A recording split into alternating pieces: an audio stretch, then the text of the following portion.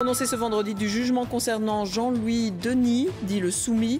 Il aura incité des jeunes à partir faire le djihad en Syrie. Alors à quelle peine va-t-il être condamné? Pas de réponse avant la fin de l'après-midi, comme Quentin Warlop nous le confirmera dans un instant. Et puis, un jugement est attendu aujourd'hui au palais de justice de Bruxelles par 14 prévenus, dont Jean-Louis Denis, prédicateur bruxellois. Il est suspecté d'avoir incité des jeunes à partir combattre en Syrie. La lecture du texte prend pas mal de temps. On va prendre la direction tout de suite du palais de justice de Bruxelles où se trouve Quentin Warlop.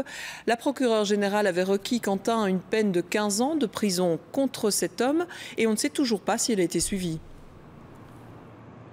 Eh bien non, Véronique, on ne le sait toujours pas. La lecture du jugement, elle est longue, elle est très longue, 122 pages au total. Cette lecture, elle a commencé à 9 h et elle devrait se clôturer d'ici la fin de l'après-midi. Ce que l'on sait, c'est que lors des plaidoiries, la défense avait avancé qu'un certain El Farsaoui Abdelkader était en fait un agent infiltré de la police fédérale et que c'est cet homme qui finalement incitait autant de jeunes à partir combattre en Syrie. Thèse rejetée, balayée d'un revers de la main ce matin par le tribunal qui a estimé qu'il n'y avait pas de provocation. Par contre, le tribunal a bien confirmé que Jean-Louis Denis incitait les jeunes au djihad armé, notamment par son ASBL, par ses discours, mais aussi par ses vidéos diffusées sur YouTube notamment. Au total, ils sont 14, tous inculpés pour participation à une organisation terroriste. Et les peines, eh bien, elles devraient tomber d'ici ce soir.